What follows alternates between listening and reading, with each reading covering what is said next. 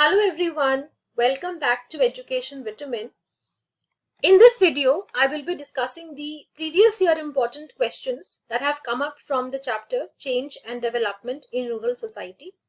Already मैं इस chapter के theory को पूरा cover कर चुकी हूँ अपने quick revision video में, तो आप जाकर उन दोनों videos को देख सकते हैं. And then you should come to this particular video.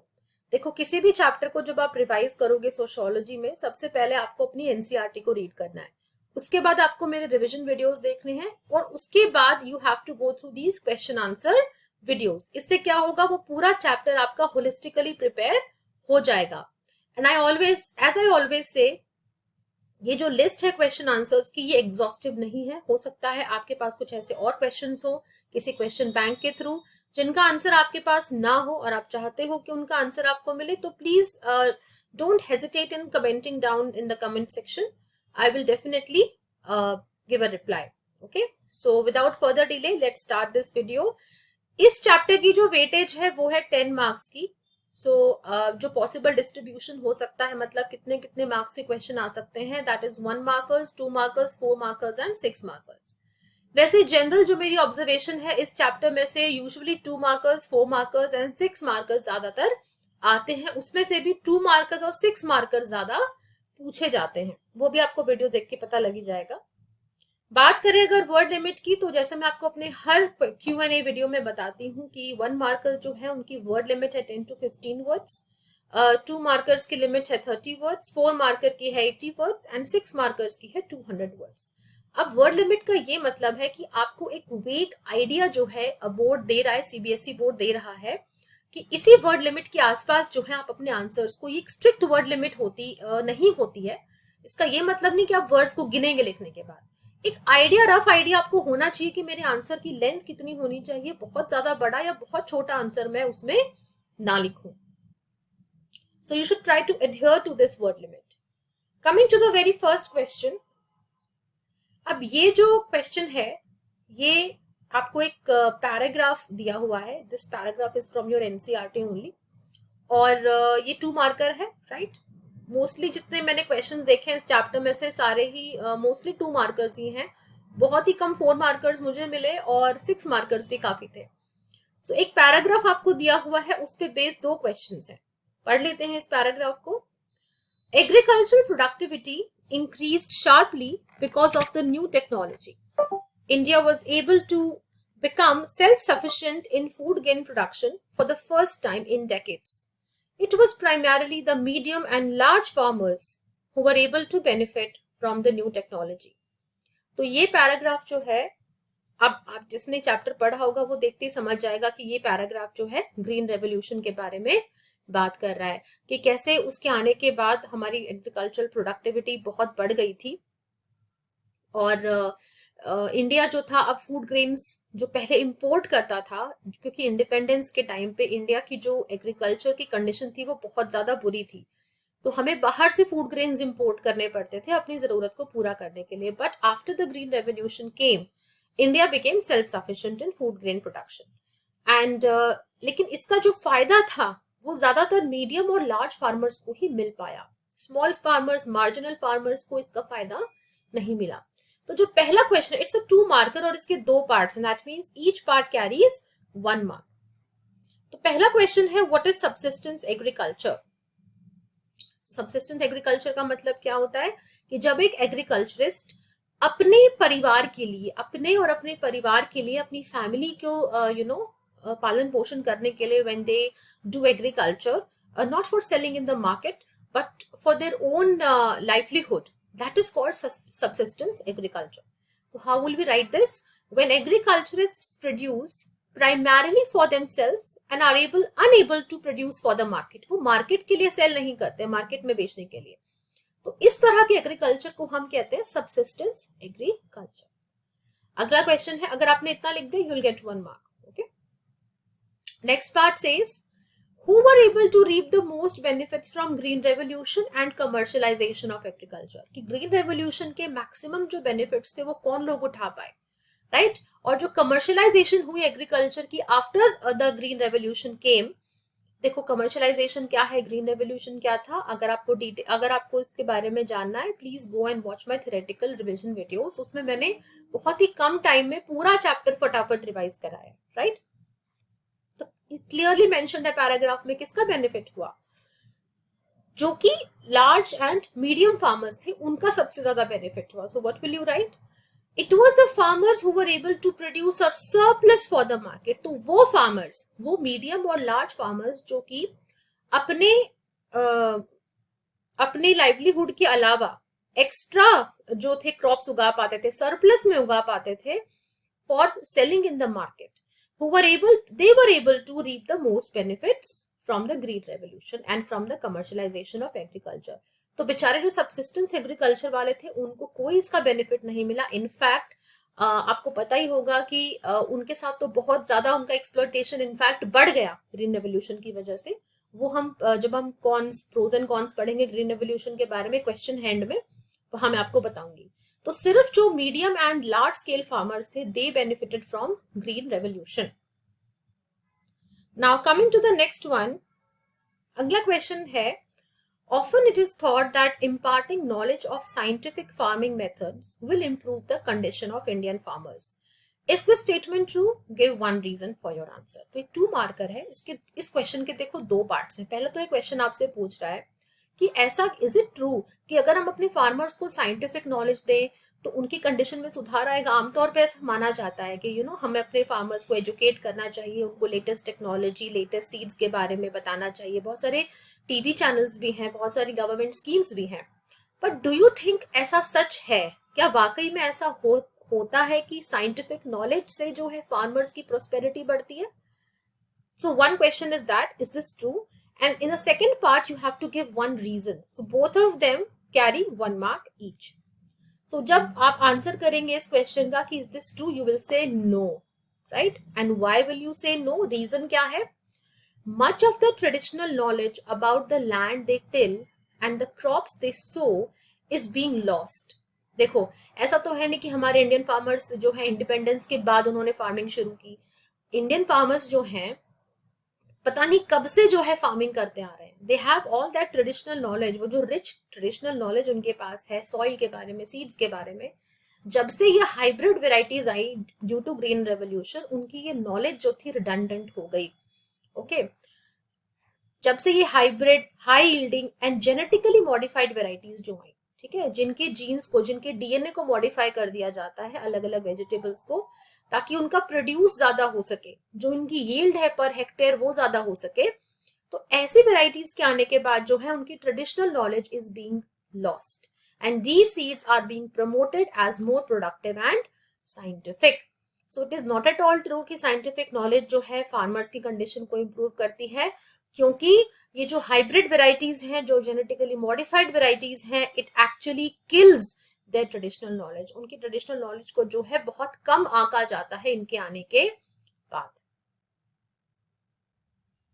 Now the next question is, what do you understand by बेनामी ट्रांसफर्स? ये भी हमने ग्रीन रेवोल्यूशन में पढ़ा था, sorry not in green revolution, ये हमने लैंड सीलिंग में पढ़ा था, राइट? देखो लैंड सीलिंग एक्ट क्या थी, बहुत सारे जो फार्मर्स थे, किसी फार्मर के पास तो बहुत ज्यादा लैंड थी, राइट, किसी के पास बिल्कुल लैंड नहीं थी।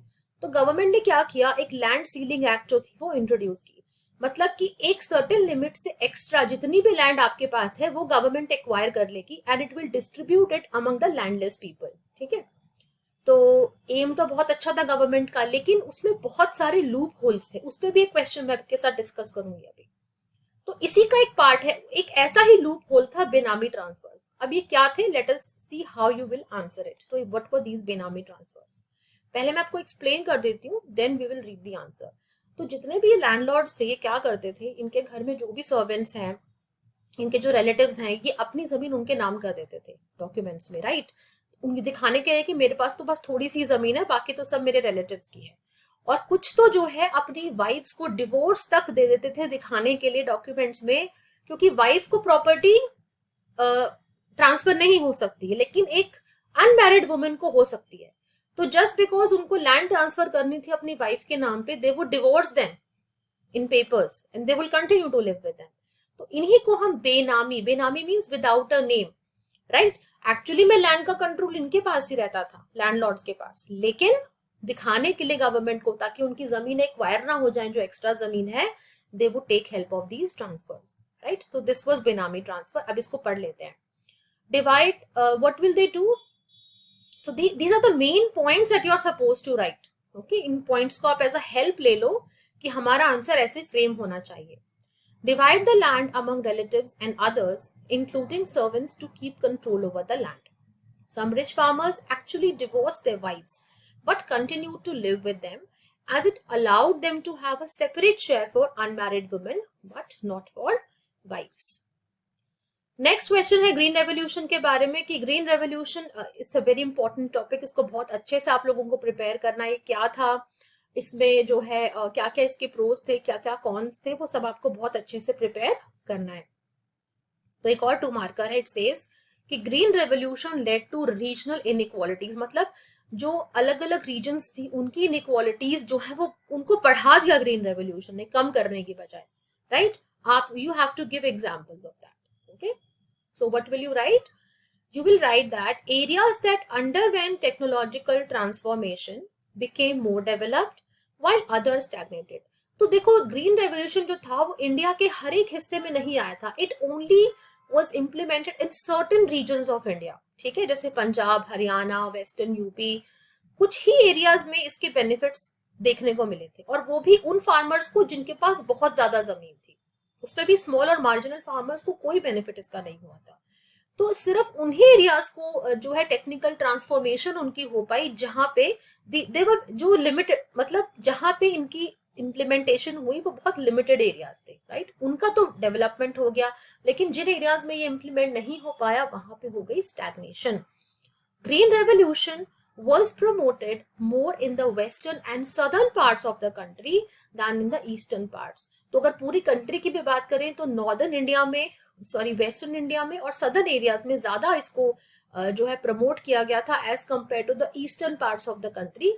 तो एक अनइक्वल डिस्ट्रीब्यूशन था ग्रीन रेवोल्यूशन की इम्प्लीमेंटेशन में। इसी से क्या हुआ कि जहां जहां इंप्लीमेंट हुआ वहां तो डेवलपमेंट हो गई, और जहां ये इंप्लीमेंट नहीं हो पाया वो एरिया स्टैग्नेट हो गए। तो इससे क्या था, जो रीजनल इनइक्वालिटीज पहले से एग्जिस्ट करती थी अब वो ज्यादा गहरी हो गई। तो ये आप 2 पॉइंट्स लिखेंगे, 1 मार्क आपको दोनों पॉइंट्स को लिखने का मिल जाएगा। अगले क्वेश्चन पे आ जाते हैं। Feminisation of agricultural labour force leads to greater insecurity among women. तो पहली बात तो ये कर लेते हैं कि feminisation of agricultural labour force था क्या। देखो, जब माइग्रेंट वर्कर्स काम करने के लिए दूसरे स्टेट्स में जाते थे तो उनकी जो वाइफ्स होती थी they would take care of the land, वही लैंड को कल्टीवेट करती थी। तो इससे क्या हुआ, लेबर फोर्स जो थी वो फेमिनाइज हो गई, मतलब now the ladies were in charge of the land, they could not own it but they had to cultivate and everything. लेकिन इससे क्या हुआ, अब होना तो अच्छा चाहिए कि भाई they are taking charge of the land, उनकी इनकम बढ़नी चाहिए, उनका स्टेटस बढ़ना चाहिए, बट ऐसा कुछ नहीं हुआ। इससे उनकी इनसिक्योरिटी उल्टा ज्यादा बढ़ गई। तो इसके आपको रीजंस देने हैं, राइट। तो आप क्या लिखेंगे इसमें, that women earn lower wages than men for similar work। तो ये लोग जब काम करते थे एज एग्रीकल्चरल लेबरर्स, इनको तो और भी कम वेजेस मिलती थी मेन के कंपैरिजन में। Prevailing पैट्रिलिनियल kinship system, पैट्रिलिनियल kinship system मतलब फादर के बाद बेटा ही जो है लैंड को ओन करेगा, उसके बाद उसका बेटा, फीमेल्स को कोई लैंड नहीं दी जाती थी। And other cultural practices excludes women from land ownership. तो बेचारी वो कितनी भी मेहनत करें जमीन पर, they will toil hard but still they could not own the land. उनके नाम पे जमीन, इनफैक्ट अगर जमीन कोई लड़की लेने की कोशिश भी करती है तो उसकी तरफ she is look down upon in today society कि ये तो अपने ब्रदर की जमीन लेने की सोच रही है। तो रियलिटी ये है, बेशक लॉ वुमेन के फेवर में है। और आप क्या लिखेंगे, women were hardly visible in the official statistics as earners and workers। ठीक है, तो कोई भी 2 पॉइंट, मतलब उनकी कोई विजिबिलिटी नहीं थी, हालांकि जमीन पर काम वो कर रही थी मेन की एब्सेंस में, they were the ones who were doing all the hard work, लेकिन उनका कोई भी ऑफिशियल ऐसा रिकॉर्ड नहीं था कहीं पे। So any 2 points you can write down and for each one you will get 1 mark, total you will get 2 marks। आगे बढ़ते हैं क्वेश्चन नंबर 6 पे। Question number 6 talks about establishing the connection between footloose labour and circulation of labour. So this term footloose labor, as you know, आपने अगर chapter ध्यान से पढ़ा है, was given by Mr. Bremen, who was a sociologist. तो question में पूछा गया है कि फुटलूज लेबर और सर्कुलेशन ऑफ लेबर के बीच का कनेक्शन क्या है. लेट अस सी कि इसका आंसर आपको देना कैसे है. सी, wealthy farmers often prefer to employ migrant workers for harvesting and other such intensive operations. देखो होता क्या था, जब सीजनल माइग्रेशन होती थी, वर्कर्स जो प्रॉस्परस स्टेट्स थे जहां ग्रीन रेवोल्यूशन आया था वहां पर काम करने जाते थे, तो जो उस एरिया के लैंडलॉर्ड्स थे वो उनको एम्प्लॉय करना प्रेफर करते थे एज कंपेयर टू अपने एरिया के लेबरर्स. ठीक है, तो यही चीज इसमें बताई गई है. Because migrants are more easily exploited, उनको एक्सप्लॉइट करना बहुत ईजी है. आप कुछ भी वेजेस उनको दोगे, उन्हें लेनी ही पड़ेंगी. They can not retaliate. ठीक है, रिबेल वो कर नहीं सकते. लेकिन लोकल लेबरर्स को अगर आपने एम्प्लॉय किया तो वो अपनी शर्तें रख सकते हैं, अपनी कुछ डिमांड्स रख सकते हैं, and can be paid lower wages. So इन दो रीजंस की वजह से जो लोकल लैंडलॉर्ड्स थे they prefer to employ the migrant labourers in their farms, क्योंकि उनको लोअर वेजेस वो दे सकते थे और उनको इजिली एक्सप्लॉइट भी कर सकते थे. This preference has produced a peculiar pattern in some areas where the landless labourers move out of their home villages. अब जो उस एरिया के लेबरर्स हैं, सपोज फॉर एग्जांपल बिहार से माइग्रेंट लेबरर्स आते हैं पंजाब में काम करने, उनको काम मिल जाता है. लेकिन जो पंजाब के लेबरर्स हैं, लैंडलेस लेबरर्स हैं, अब वो कहाँ जाएंगे? So even they need work. तो what will they do? They will now move out of their home village. वो पंजाब से निकलेंगे बाहर, अपने गांव से, अपने स्टेट से, अपने होम स्टेट से, in search of work during the peak agricultural seasons. और जो माइग्रेंट वर्कर्स हैं, while the migrant workers are brought in from other areas, तो एक सर्कुलेटरी पैटर्न बन जाता है. बाहर के लेबरर्स आके आपके होम टाउन में काम करेंगे और आपके जो होम टाउन के लेबरर्स हैं वो दूसरे स्टेट्स में जाके, दूसरे एरियाज में जाके काम करेंगे. So it creates a circulatory pattern. Okay, and these migrant workers have been termed as footloose laborers by Jan Bremen. तो footloose का मतलब ये नहीं है. footloose का वैसे तो अगर theoretical आप verbal meaning देखेंगे verbatim तो it means free, someone who's free to move. लेकिन अगर इनकी real conditions आप देखेंगे, they were not at all free. इनका बहुत ज्यादा exploitation होता था. तो ये points जो हैं आप इस question के अंदर लिखेंगे. It's a 2 marker. तो दोनों का आपको 1 mark मिल जाएगा. I think first point का आपको 1.5 मिलेगा और सेकेंड पॉइंट को लिखने का आप जब मिस्टर ब्रीमन का नाम इसमें लेंगे तो आधा मार्क्स आपको वहां मिल जाएगा. एक 4 मार्कर भी है, it is question number 7. It says mention the loop holes found in implementation of the land ceiling act. तो लैंड सीलिंग एक्ट, जैसे कि मैंने आपको बताया था, जो भी एक्सेस लैंड जिन लोगों के पास है वहां से गवर्नमेंट उसको एक्वायर करके, जिन फार्मर्स के पास बिल्कुल लैंड नहीं थी, जो लैंडलेस लेबरर्स थे या जो टेनेंट्स थे जो दूसरों की जमीन को बोते थे, उनको गवर्नमेंट डिस्ट्रीब्यूट करती थी. बट इसके अंदर बहुत सारे लूप होल्स थे. लूप होल्स मतलब कुछ ऐसी कमियां थी, कुछ ऐसे लकूने थे जिसको एक्सप्लॉइट करके लैंडलॉर्ड्स क्या करते थे कि दे वुड मेक श्योर उनकी जमीन उनके ही पास रहती थी. तो ये क्या क्या लूप होल्स थे इसके बारे में ऑलरेडी हम बात कर चुके हैं वैसे, लेकिन क्योंकि 4 मार्कर है इसको थोड़ा सा हम डिटेल में टैकल करेंगे. तो देखो सेम ही टॉपिक अलग अलग वेटेज के साथ ही 6 मार्कर में भी आ सकता है. तो अगेन वहां पर आपका जो आंसर होगा वो थोड़ा सा डिफरेंट हो जाएगा. So the first point that you're going to write is Land Ceiling Act imposed an upper limit on the amount of land that can be owned by a particular family. कि भाई इससे ज्यादा land आप own नहीं कर सकते. Possession of surplus land above the ceiling limit held by each household and redistributed to the landless families. There were many loopholes and other strategies. So this is how you are going to introduce this answer. ठीक है, आप पहले बताएंगे कि इसके provisions क्या थे. Now we come to the loopholes. There were many loopholes and other strategies through which most landowners were able to escape from having their surplus land taken over by the state. अब Indian तो आपको पता ही है, कोई भी कुछ भी आता है, जब डिमोनेटाइजेशन आई तब भी लोगों ने कुछ ना कुछ तरीके निकाल लिए थे अपने ब्लैक मनी को वाइट कराने के. तो लैंड सीलिंग एक्ट जो थी उससे बचने के लिए भी जो फार्मर्स थे उन लोगों ने बहुत सारे तरीके ढूंढ लिए ताकि उनकी सरप्लस लैंड जो है गवर्नमेंट एक्वायर ना कर पाए. While some very large estates were broken up, okay, कुछ लार्ज एस्टेट्स को हाँ गवर्नमेंट को सक्सेस मिली थी उनको तोड़ने में, उस लैंड को रिडिस्ट्रीब्यूट करने में, but in most cases landowners managed to divide the land among relatives and others, including their servants, in the so called benami transfers. तो benami transfers क्या थे, इसमें हमने पढ़ा था, right? So what these landowners did was they would divide their land officially, मतलब सिर्फ documents में जो था उनको मिलते थे, लेकिन actual ownership उनके पास होती थी, right? Landlords के पास ही. In some places, some rich farmers actually divorced their wives but continued to live with them in order to avoid the provisions of the Land Ceiling Act, which allowed a separate share for unmarried women but not for wives. तो अगर वो wife उनकी बनी रहती legally तो फिर उनके नाम वो जमीन ट्रांसफर नहीं कर सकते थे. तो उन्होंने क्या किया, just to save their land, उनको उन्होंने डॉक्यूमेंट्स में, पेपर्स में डिवोर्स दे दिया. वैसे they continue to live with them, ताकि कुछ जमीन वो अपनी वाइफ के नाम भी ट्रांसफर कर सके, ताकि वो जमीन जो है गवर्नमेंट एक्वायर ना कर पाए. सो एक बहुत ही जो पॉजिटिव स्टेप था लैंड सीलिंग का, जो एक बहुत ही ज्यादा ऐतिहासिक स्टेप प्रूव हो सकता था इन मेकिंग श्योर कि जो इनइक्वालिटीज है एग्रीकल्चर में, जो क्लास डिवाइड है, किसी हद तक शायद ये कम हो जाता, लेकिन इन चीजों की वजह से नहीं हो पाया. वो उतनी फ्रूटफुल इंप्लीमेंट नहीं हो पाई जितना उसको होना चाहिए था.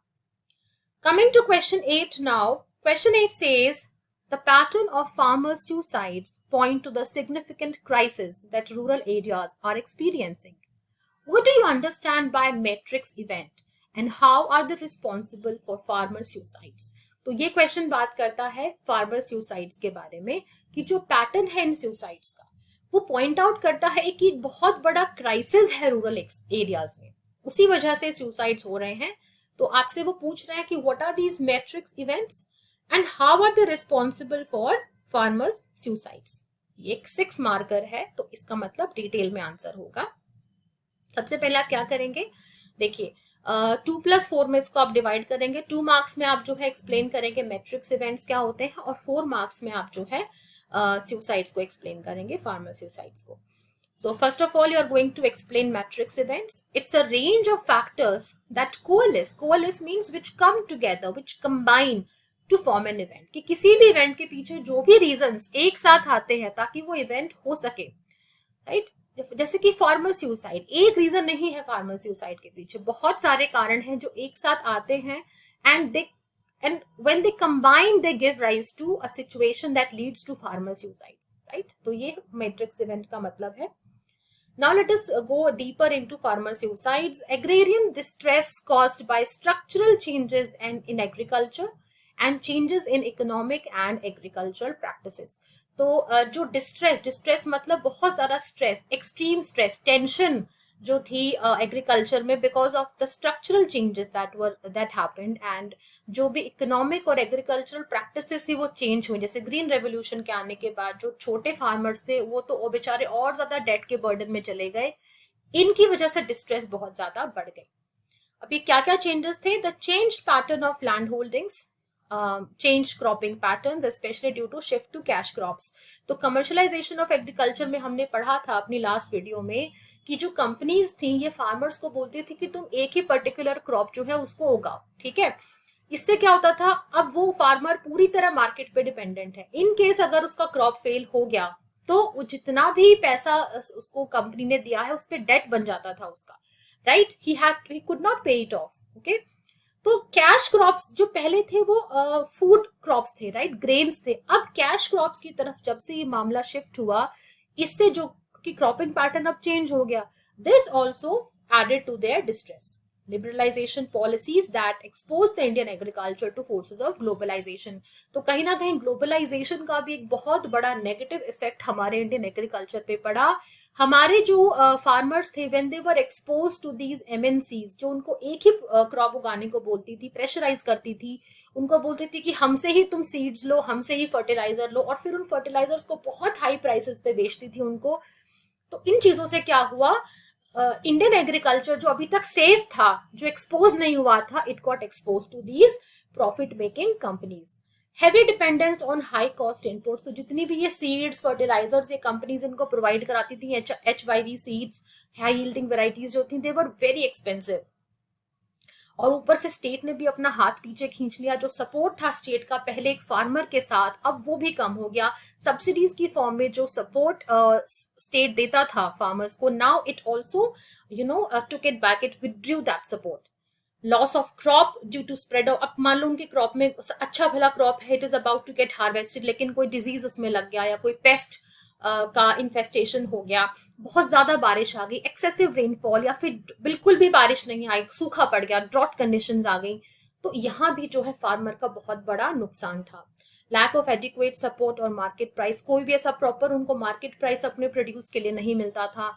और ये बेचारे जब इतना कर्ज लेके इन इनपुट्स को खरीदते थे और फिर भी क्रॉप बर्बाद हो जाता था, तो अपनी इनके पास बेचारों के पास और कोई ऑप्शन नहीं रहता था अपार्ट फ्रॉम कमिटिंग सुसाइड। तो बहुत ही एक it's a very sad state of affairs कि जो हमारे अन्नदाता हैं, जो हमारे देश के लिए, जो to make sure that we eat food, अगर ये लोग नहीं होंगे तो हम लोग भूखे मर जाएंगे, इनके साथ इतना बुरा हो रहा है। But government is not paying attention. कुछ स्कीम्स हैं जो कि लाई गई हैं इनके बेटरमेंट के लिए, बट आज के डेट में भी जो है एक इंडियन फार्मर बहुत अच्छी जिंदगी नहीं जीता है। एक ऐसी जिंदगी जो शायद वो डिजर्व करता है, बट वो जी नहीं पाता है। तो कोई भी 4 आप लिखेंगे, 2 मार्क्स में आप मैट्रिक्स इवेंट्स को एक्सप्लेन करेंगे, और 4 मार्क्स में कोई भी 4 पॉइंट आप इसमें एक्सप्लेन कर देंगे इन पॉइंट्स में से जो मैंने आपको अभी बताए हैं। That would fetch you 6 marks, right. आगे बढ़ने से पहले गाइज मेरी एक छोटी सी रिक्वेस्ट है कि बहुत लोग ऐसे हैं जो वीडियोस तो देख रहे हैं लेकिन सब्सक्राइब नहीं कर रहे हैं। So what are you doing guys, please subscribe to the channel, इसको लाइक जरूर करो वीडियोस को, because there is a lot of effort. ये क्वेश्चंस ढूंढना, इनको लिखना, it's a lot of effort. Okay, I hope you understand. तो आप लोग सपोर्ट नहीं करोगे तो then why will I make these videos? Okay, so please show your love and support for these videos so that future में भी ऐसी videos जो है आती रहे आपकी हेल्प के लिए। All right, now coming to question number 9. Question 9 says migration and lack of job security create poor working and living conditions for migrant laborers. Explained with reference to the circulation of labor. This is a 6 marker. मतलब जो migration होती है workers की, उससे जो है job security कम हो जाती है, and it creates a very poor working and living condition. जो लोग migrate people who are migrant labours, उनके लिए। तो इसको आपको एक्सप्लेन करना है। Of course it's a 6 marker, तो you need to explain it in detail. देख लेते हैं इसकी अब एक्सप्लेनेशन आप क्या लिखेंगे इसमें। Commercialisation of agriculture has led to the growth of migrant agricultural labours. क्योंकि देखो कमर्शलाइजेशन ऑफ एग्रीकल्चर क्या होता है, ये मैंने आपको अपने पिछले वीडियो में समझाया था। अगर आपको नहीं पता है तो you can refer to that. एक मैं आपको ब्रीफ में समझा देती हूँ कि जब जब एग्रीकल्चर एक्सपोज होता है ग्लोबल फोर्सेस से, जो बड़ी बड़ी कंपनियां आके हमारे फार्मर्स के साथ टाई अप करती हैं, कॉन्ट्रैक्ट फार्मिंग करती हैं, तो एग्रीकल्चर जो है सस्टेनेंस के लिए ना रह के अब कैश क्रॉप्स वो लोग उगाने शुरू कर देते हैं, मार्केट के लिए प्रोडक्शन शुरू हो जाता है, राइट, बड़े स्केल पे। तो उसे हम कहते हैं कमर्शलाइजेशन। अब जब बड़े स्केल पे प्रोडक्शन होगा तो भाई उसमें लेबर भी ज्यादा रिक्वायर्ड होगा, उसमें कैपिटल भी ज्यादा चाहिए होगी। तो वो लेबर कहाँ से आएगा? जो एडजॉइनिंग पुअर स्टेट्स हैं, जहां पे ग्रीन रेवोल्यूशन नहीं आ पाया, वहां की लेबर फोर्स आके इन एरियाज में फिर काम करती है। So that is how commercialisation of agriculture leads to the growth of migrant agricultural labours.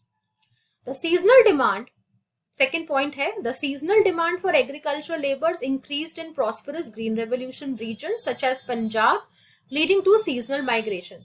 तो देखो ये जो माइग्रेशन थी ये सीजनल थी, मतलब जब भी हार्वेस्टिंग का टाइम आता था उसमें बहुत ज्यादा लेबर इंटेंसिव काम वो होता था, तो उस टाइम ज्यादा जो डिमांड थी वो बढ़ जाती थी इन दीज एरियाज। जो ये प्रॉस्परस ग्रीन रेवोल्यूशन एरियाज थे जैसे पंजाब, हरियाणा, वेस्टर्न यूपी, इनमें लेबरर्स की डिमांड बहुत ज्यादा बढ़ जाती थी।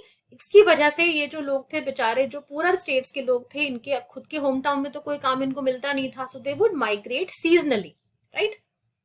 इसके अलावा आप क्या लिखेंगे? Labourers migrate due to increasing inequality. इनके खुद के एरियाज में जहां लोग रहते हैं वहां बहुत ज्यादा इनइक्वालिटीज है between them and the rich landlords, जो बड़े लैंडेड फार्मर्स हैं। तो उसके लिए बेचारे इनको अपने रूरल एरियाज को, अपने गांव को छोड़कर इन प्रॉस्परस रीजन्स में जाके काम करना पड़ता है। Men migrate out periodically in search of work and better wages, while women and children are often left behind in their villages with elderly grandparents. तो men जो है फैमिली के, वो बाहर जाके काम ढूंढते हैं दूसरे स्टेट्स में, दूसरे टाउन्स में, विलेजेस में, और जो घर की लेडीज हैं, जो बच्चे हैं और जो बुजुर्ग हैं, they are left behind. Migrant workers का mainly from drought prone and less productive regions. तो ये जो सप्लाइंग रीजन्स होते हैं माइग्रेंट लेबर्स के, जो जहां से माइग्रेंट लेबर्स आते हैं, ये कैसे रीजन्स होते हैं जहां पे या तो बहुत ज्यादा ड्रॉट प्रोन एरिया होता है, वो मतलब वहां बारिश नहीं होती, तो कुछ भी खाने को नहीं है, खाने के भी लाले पड़े हुए हैं, बहुत बुरी हालत है इन लोगों की।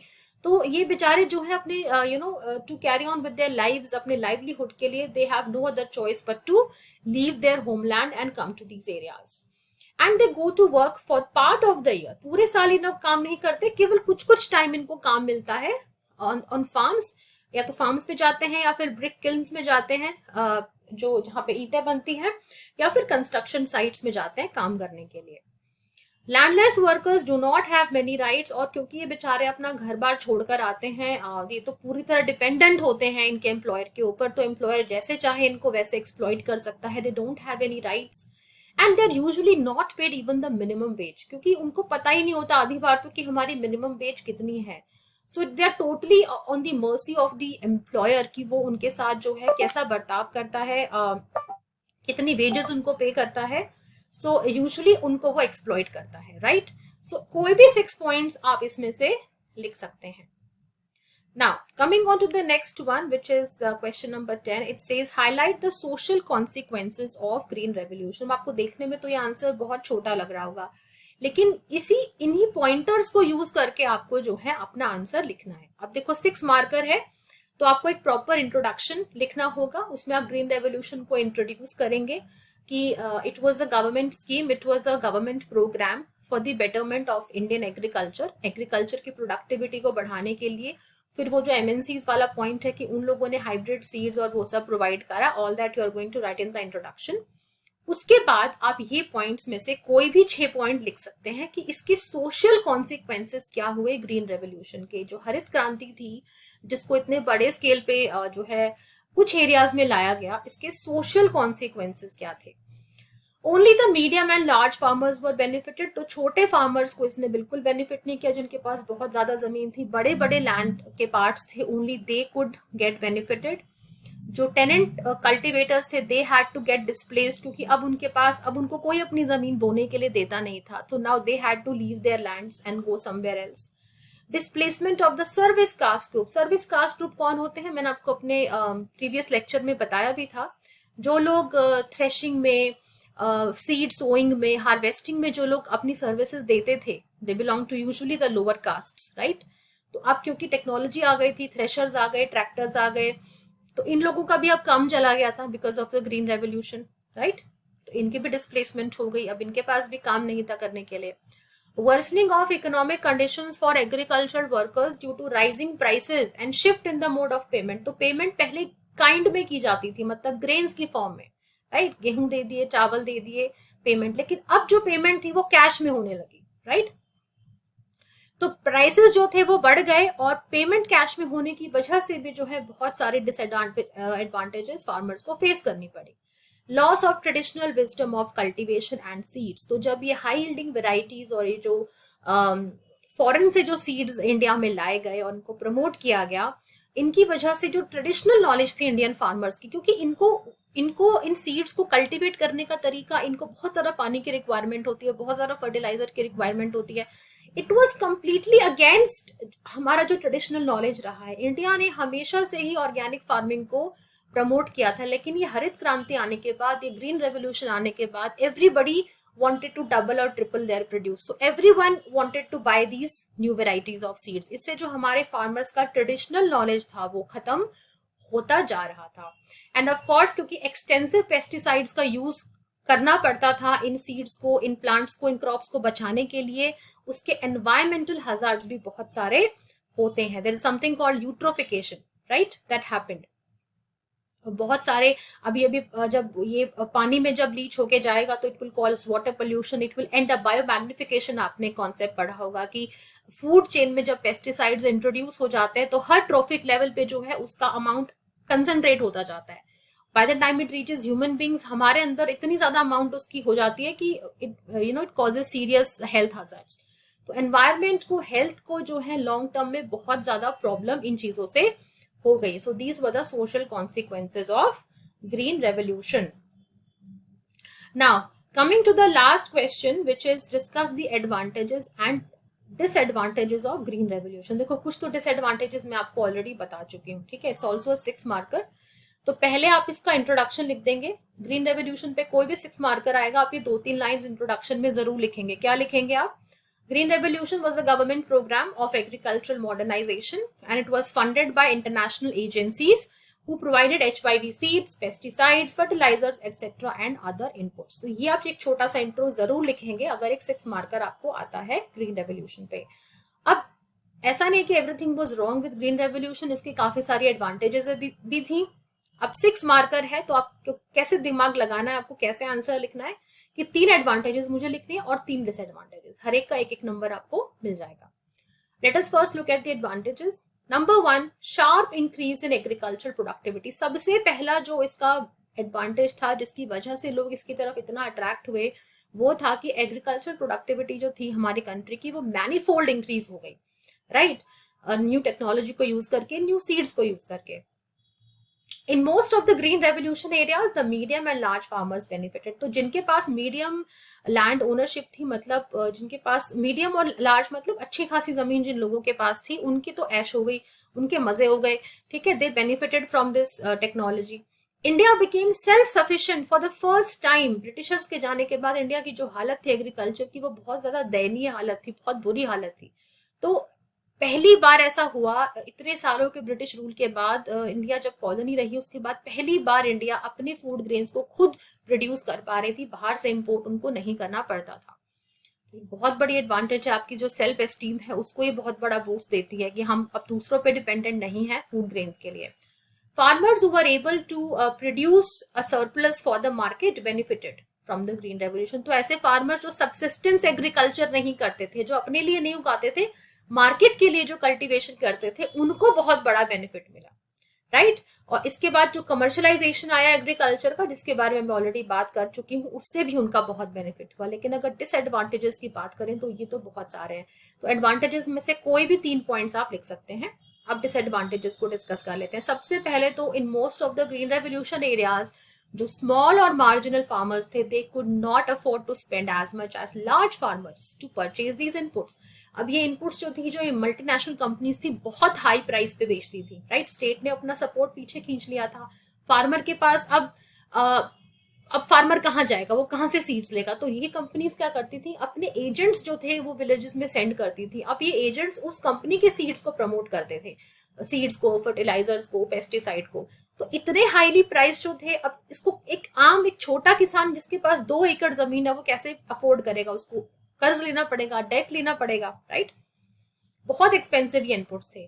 The introduction of new technology seem to increase the inequalities. तो जिस चीज को इंट्रोड्यूस किया गया था कि एग्रीकल्चर की शेप बदले, उसकी वजह से एक्चुअली में इनइक्वालिटीज ज्यादा फार्मर्स के बीच में बढ़ गई. रूरल सोसाइटी में जो इनइक्वालिटीज जो ऑलरेडी एग्जिस्ट करती थी क्लास और कास्ट की, वो और ज्यादा डीपन हो गई ग्रीन रेवोल्यूशन की वजह से. In many cases it led to the displacement of tenant cultivators. मैं आपको पहले भी बता चुकी हूँ. टेनेंट कल्टिवेटर्स क्या करते हैं, उनके पास खुद की जमीन नहीं होती है, सो दे बोरो समवन्स लैंड, एक थोड़े से टाइम के लिए किराए पे उसको वो लीज पे लेते हैं and then they cultivate it.